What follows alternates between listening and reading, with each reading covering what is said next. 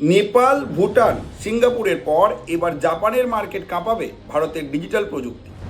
এবার আমেরিকার ডলারকে পাত্তা না দিয়েই চলবে ভারতীয় কারেন্সির রমরমা। হ্যাঁ, ঠিকই শুনেছেন, কারণ এবার ভারতের ইউপিআই এর ব্যবহার শুরু হতে চলেছে সুদূর জাপানে।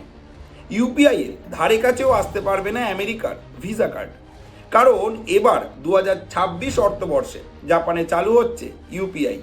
আর এই ঐতিহাসিক উদ্যোগে ভারতের সঙ্গে হাত মিলিয়েছে জাপানের আইটি জায়ান্ট এনটিটি ডেটা। তবে এটি একটি ট্রায়াল রান হিসাবে চালু করা হচ্ছে। এই ট্রায়াল রানের প্রথম ধাপে শুধুমাত্র জাপানে ঘুরতে যাওয়া ভারতীয় পর্যটকরাই ইউপিআই ব্যবহার করতে পারবে। অর্থাৎ আপনি জাপানে বসে কিউআর কোড স্ক্যান করলে আপনার টাকা কাটা যাবে সরাসরি ভারতীয় ব্যাংক অ্যাকাউন্ট থেকে। না লাগবে কোনো আলাদা কার্ড, না কোনো আলাদা ওয়ালেট, না কোনো বিদেশি অ্যাপ। আপনি যেটা ভারতে ব্যবহার করেন সেটাই এবার চলবে জাপানে। জাপানের এনটিটি ডেটা এবং ভারতের এনপিসিআই একসাথে শুধুমাত্র ইউপিআই চালু করছে না, বরং তারা আরও এক ধাপ এগিয়ে গিয়েছে। কারণ এবার ভারত ও জাপানের পেমেন্ট সিস্টেম যুক্ত করার একটি পথ খোঁজা হচ্ছে।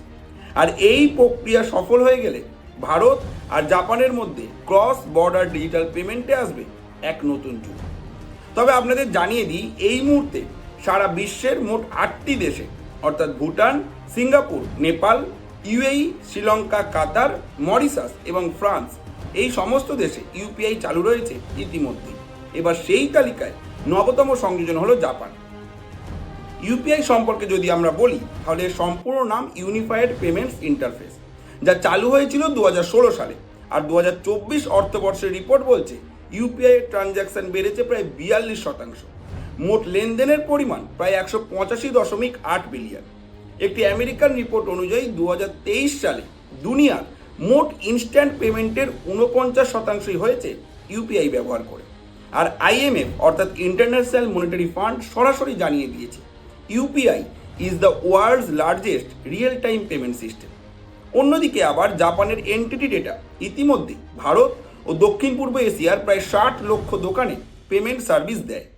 এবার জাপানে ব্যবসায়ীদের মধ্যে ইউপিআই জনপ্রিয় করার দায়িত্ব রয়েছে তাদের ঘাড়ের ওপরে। এনটিটি ডেটার সিইও তাকিও ইউইনো বলেছেন, UPI is innovative and state of the art. অর্থাৎ সব মিলিয়ে সব শেষে একটাই কথা, ভারতের ডিজিটাল প্রযুক্তি এখন আর শুধু দেশের গর্ব নয়, বরং এটা এখন বিশ্ব মানচিত্রে ভারতের সফট পাওয়ার। এই সম্পূর্ণ বিষয়টা নিয়ে আপনাদের কি মতামত জানাতে বলবেন না কমেন্ট করে।